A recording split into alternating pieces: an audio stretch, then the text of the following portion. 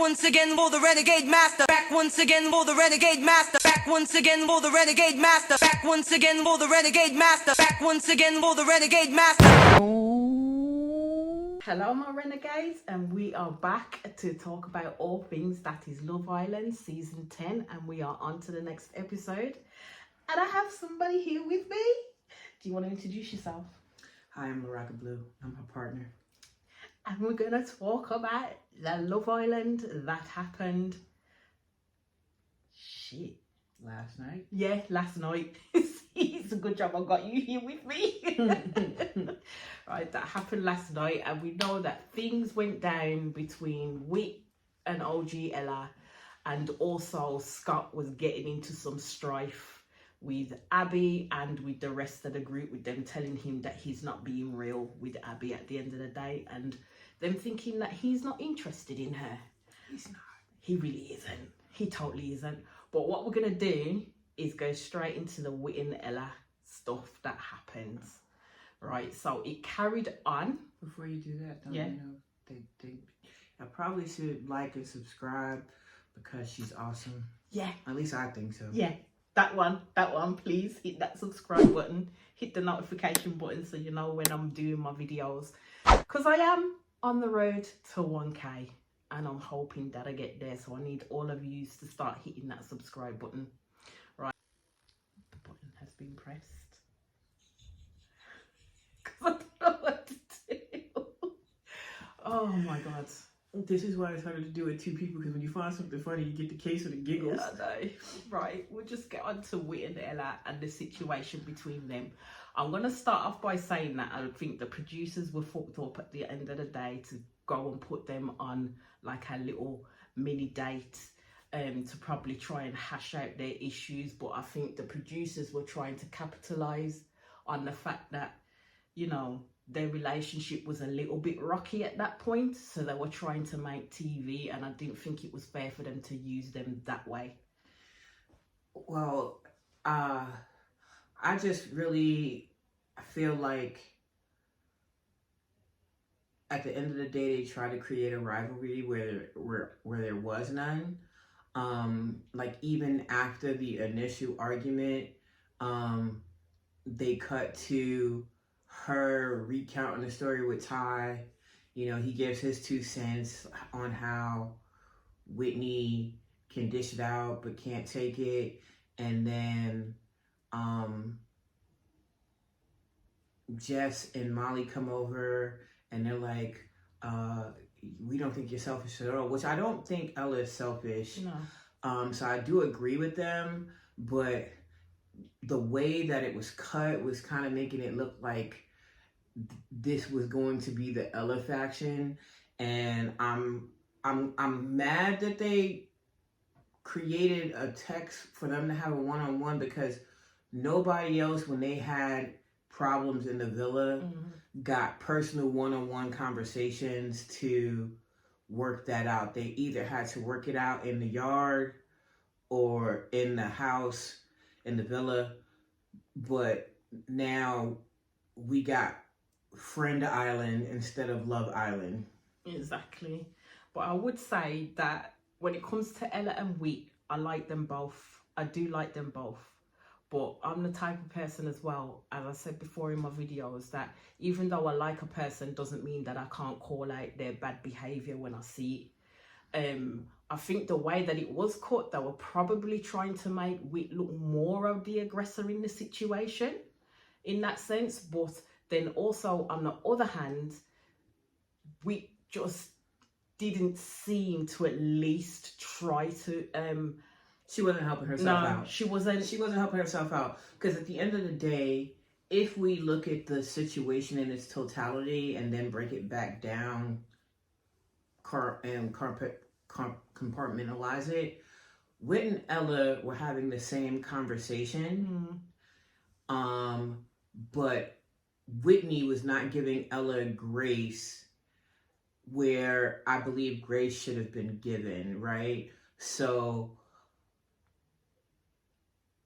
ultimately, the argument stemmed from Whit being hurt that Ella called her smug, but she didn't want to admit that was why she was mad, right?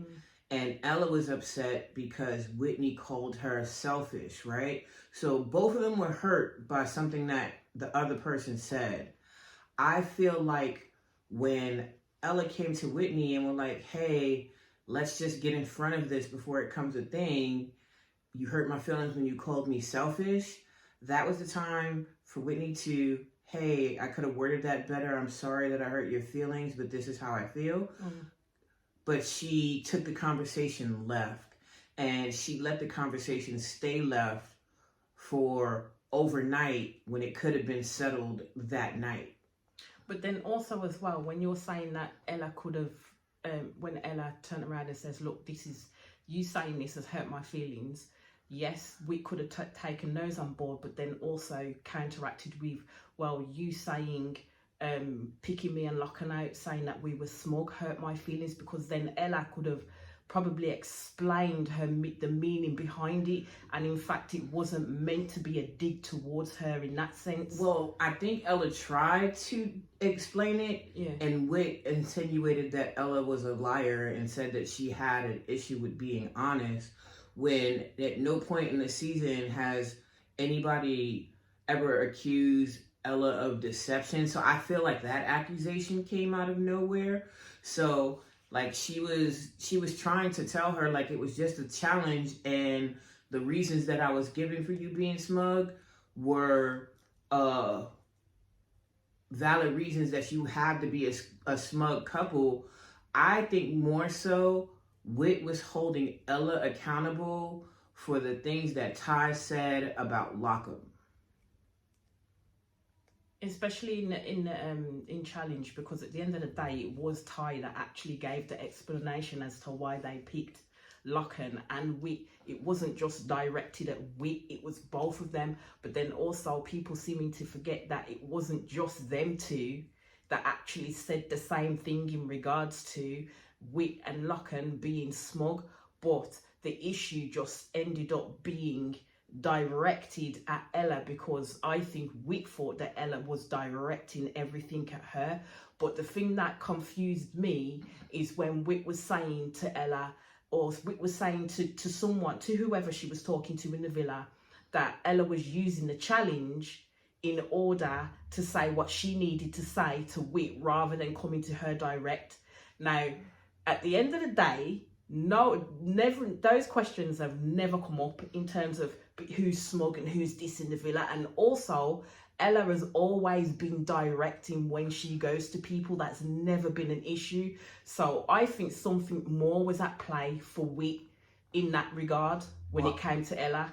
Well, and that's where I feel like I was saying Whit didn't give Ella grace, because in the way that I see it, Whit and Ella are the same person. They're straight shooters. They say how they feel. They don't sugarcoat how they feel.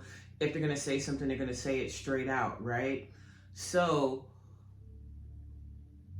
Whit accusing Ella of using the challenge to say what she wanted to say, again, comes out of nowhere, because at no time in the villa has Ella ever held her tongue. Like, when she had issues with people, she confronted it. When she had issues with Ty, she confronted it. So if she then had an issue with Whit, I would think that she would be more afraid to be that direct with Ty as to Whit, right? Because at the end of the day, Ty is your man. That's the couple that you're with. So you'd be more concerned about hurting his feelings. And she comes straight at Ty. So why then would she then use a challenge to go roundabout and say something to Whit? Yeah, to go underneath the reeking and back just to say something when she's always been a direct person anyway. So the way in which it was coming, I think when it came to it, they weren't listening to each other at all. They were just responding to each other as well. Plus, I feel like also because on several occasions, Ella said and kind of asked, like, what reason would you have to call me selfish? And she would either use one of two reasons. She would say, well, you take a shower first. And then even when Lockham questioned her, like, all of this about a shower, then she's like, no, it's not about the shower. Plus, she called me smug in a couple. In the challenge, she called me smug in a challenge. But then when people are like, well, then you're upset that she called you smug in a challenge. Well, no, it's not just about the challenge. So what is it if it's not the shower and it's not the challenge? What is it? Because you keep flip-flopping between those two things and then acting like because the person doesn't know the other reason, if you have other reasons, the person doesn't know. Because didn't she say to Ella one time, if you think it's just about a challenge, then you don't know me. Like, yeah, but then that's when Ella kept questioned her. Well, what is it about? But she wouldn't give Ella the answer.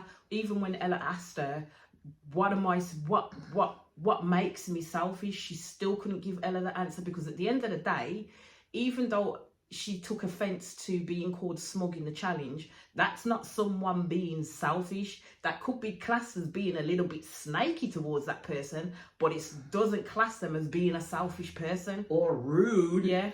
But not selfish. So like, unlike my partner, I do look at other people were talking about it, and like other people were trying to fish back, well, this was the straw that broke the camel's back. Well, if this is the straw that broke the camel's back, then that irritation, these producers are looking for drama at every turn. They would have cut those tense moments into the show. So this comes completely out of nowhere. And then, like you said, they both weren't communicating very well. So even though what I felt like the producers were trying to do, where they were trying to create a rivalry, that's why they sent them on a one-on-one talk, because they probably felt like they weren't going to work it out in this talk, and they were going to bring that toxic energy back into the villa, and that would have kept the tension and kept people engaged, because now the storyline is Whit and Ella against each other. Or more than likely split the whole villa down the middle, basically. Yeah. And see where people will fall, which would make it even more awkward and more tension-filled for the villa itself. So that's why I was kind of glad as time went on, when they did come back in the villa, that they actually managed to piece it out of sorts. Yeah, like even when they left the thing, they agreed to disagree. Like, we're not gonna solve this in this conversation. So let's just take a step back. We don't have to be beefing. Let's just take a step back and just go back to the villa and not talk about it. But even when they got back to the villa, like, even though Whitney was trying to play hard, like the friendship with Ella didn't mean anything, you could tell that it was sitting on her. And ultimately, she comes and gives Ella a hug while they're getting ready for the evening. And then even when they get ready and they split apart, after she has her conversation with Lockham, she pulls Ella for a chat again. And then they had the conversation that they should have had the very first night when this all kicked off. And you can see that the situation itself, after a while, especially after the lunch that they had impacted on Whitney as well. Even though she didn't physically show it in terms of like Ella does when she gets upset and she cries and stuff. That's why it took I suppose that bout when they were walking past each other in the corridor and not saying anything. Because at first Ella was talking to Lochan, and Lochan gave her some reassurance and gave her a hug. Then they kind of walked past each other, looked at each other, doubled back, and then Whit gave her a hug. So that was Whit basically showing her that, you know what, I still do want to be friends with you, and I still want to be there in your corner. So she was giving her that little bit of emotion that she doesn't normally show to anybody. So I think, to sum it up, I'm glad that Whitney and Ella didn't give the producers what they were looking for, because I think they were going to ride that Ella and Whitney fight out to the end of the finale. But I think the next big thing was Ty and Sammy. Scott tries to pull up Sammy and Ty for saying that they believe that him and Abby's relationship is fake. The problem is, Scott, everybody, world outside, people in the villa, we all know that you don't like Abby. The only person who was believing it was Abby. Abby at the time. And so you're trying to convince people that you like her when we all can see that you don't.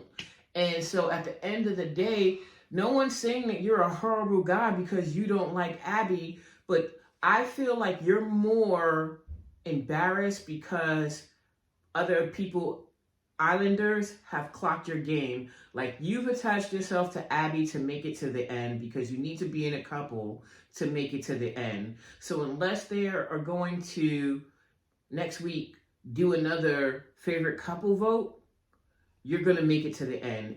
And look, part of this is a game. We all understand that there's prize money at the end.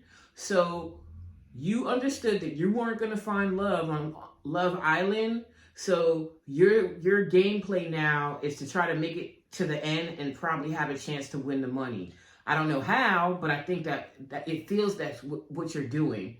So much to the point that then Abby is even thinking like, obviously, they keep telling us we're only seeing an hour out of a 24-hour day. She's saying in the downtime, you're not spending your downtime trying to get to know her. You're hanging out with the boys. So that's not something that you would do with somebody that you really like.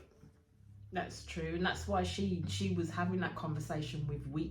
And it was Wit that was actually making her see that, you know what, this boy probably really does not like you, Abby, but he's here to basically make it through to the end, as what my partner was saying in that regard. So it was kind of opening up Abby's eyes.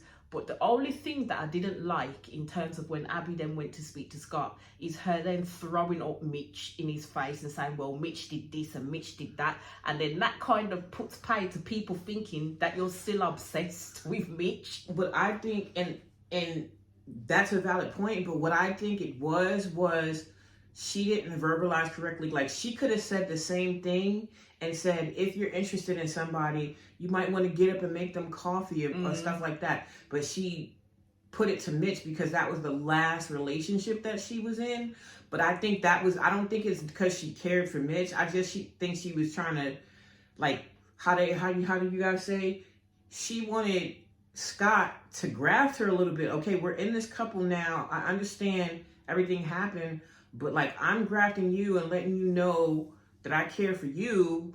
But outside of them times that I do that, we don't spend time together. You're not trying to graft me back. Yeah, she wants to get that skin graft in it. Get it stuck on good and tight, don't she? Yeah, so it's like she's feeling like she's in a one-sided relationship.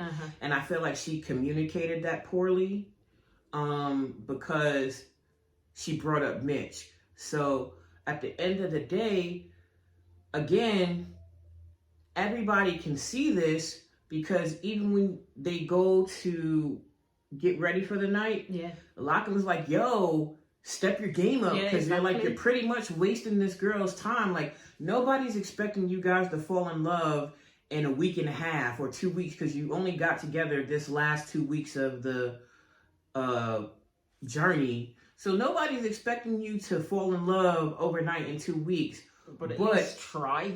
At least try to establish something that you can work on the outside. Like, you're not even trying to, and you're like, well, I'm a quiet person and stuff like that, and I'm a slow burn. But even slow burns, you have to put some coal on the fire for it to burn. Like, you set up everything for a barbecue, but you not lighting the match. Like you're not lighting the match to see if there is even a spark. Because what we're forgetting is when Ella decided to focus her attention back on Mitch, Scott flat out told her, we did try the talking thing, but I do see us basically being friends.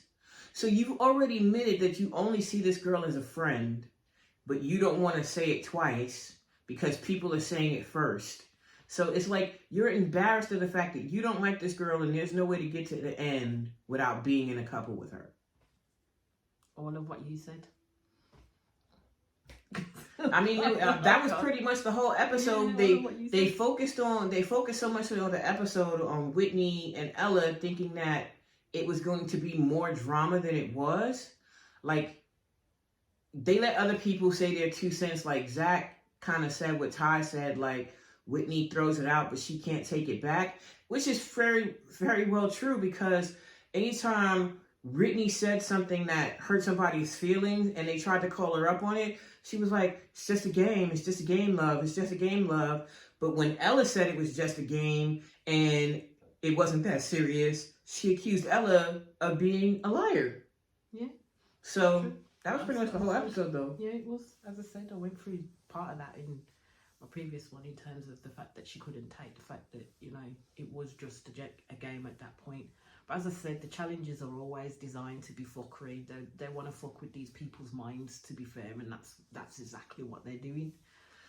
The thing about it is, like, I feel like if you're going to go on one of those shows, you have to decide early if you're going to play the producers' games. Because you know certain challenges are set up to get you to say things.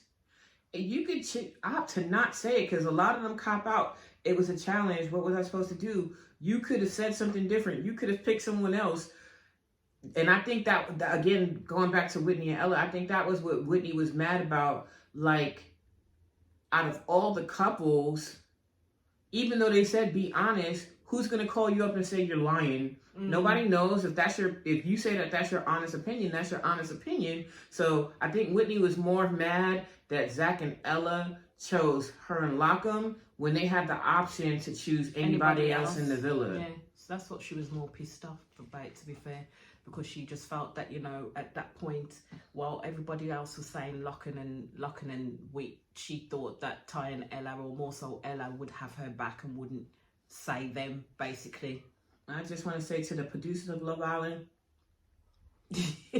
I think everybody wants to say a lot more than that, to be fair. well, you know, because I ride for the Black Sisters all day, every day at the end of the day, but I'll also call out piss poor behaviour as well. And I just didn't want to see Ella and Witt just literally just lose everything like that they've already built up in the villa, and that's what the producers were trying to do. Now I do see, like, when other people talk about it and stuff like that, and there's firmly people in Witt's corner and firmly people in Ella's corner, but I'm an in-betweener. I am an in-betweener at the end of the day, because I like them both. I think both of them had moments in that situation where they were wrong.